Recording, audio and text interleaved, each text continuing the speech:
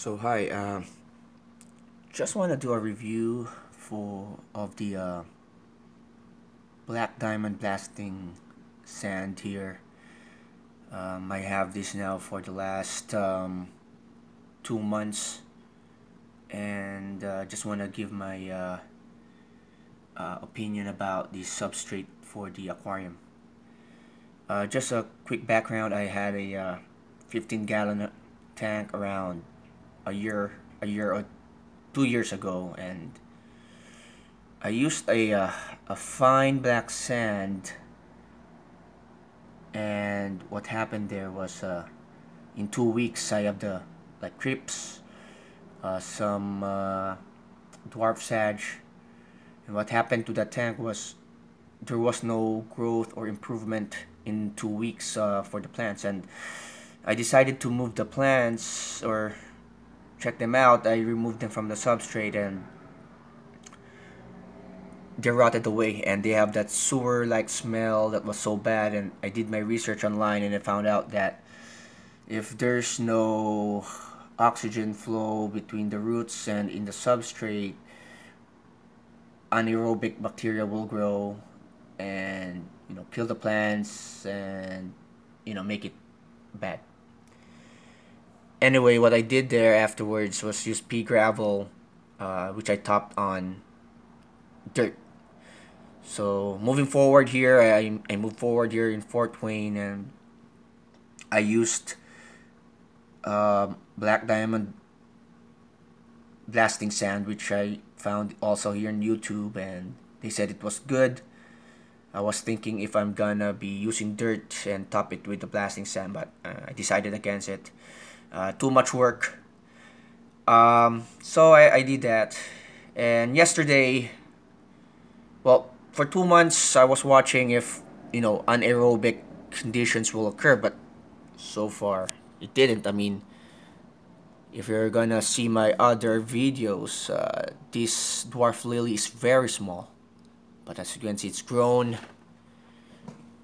really much. It's got like 3 leaves only, and the angustifolia, Hygrophila angustifolia, the ones behind the or near the heater, are still doing good. They grew. And I trimmed them and planted some of the smaller ones, so I'll get that bushy look.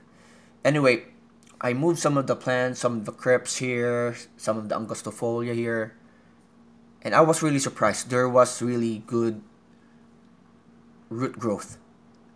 The angustifolia, the roots were like all over the place. The same with the crypts. I was expecting the crypts to melt. Well, they did initially for the first or 2 weeks, and then they've got this really nice color now. So I moved some of the crypts over here and some of the crypts there. This one's been here for a while, and their roots are really nice. I didn't get any of that black looking roots when I had a fine sand. It doesn't smell bad.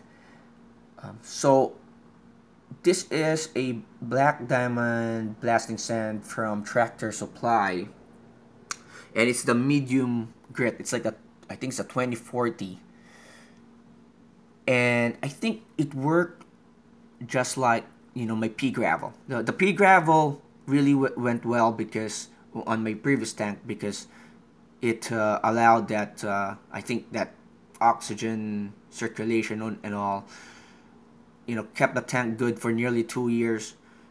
And this one may seem to work that way. It's allowing oxygen to come in, to have water flow through it. So the plants are really doing well. I don't have any other fertilizers here. I don't use I just use CCHAM. This one's Flourish. But for the root feeders, I don't put anything in the substrate at all. Before, on my previous tank, I did those DIY Osmocote fertilizers, but this one I didn't, and they're doing well. So I'm not sure, and I don't quote me on this, but I think the black diamond blasting sand also has some nutrients in it. So I mean, look at the dwarf lily. It started with 3 leaves, and now it's got 1, 2, 3, 4, 5, 6, 7, and another one growing here, 8 leaves. And I've trimmed it also before because it just one of the pads, two of those pads grew so big that it covered the whole tank. So they like the substrate. The angustifolia liked it. The bacopas liking it. The crips, surprisingly are liking it. I'm starting to get some growth. So I think, in a way, this substrate has some nutrients in it that keeps it alive. Although I do use the Flourish XL, and the iron, but the substrate allows the fertilizer in the water column to maybe reach the roots.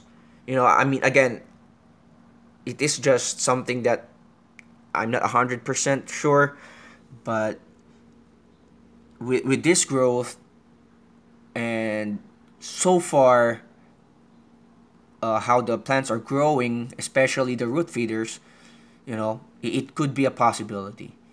Um, it's allowing aerobic bacteria to grow because, again, there's no rotting involved. Doesn't have that sewer like smell.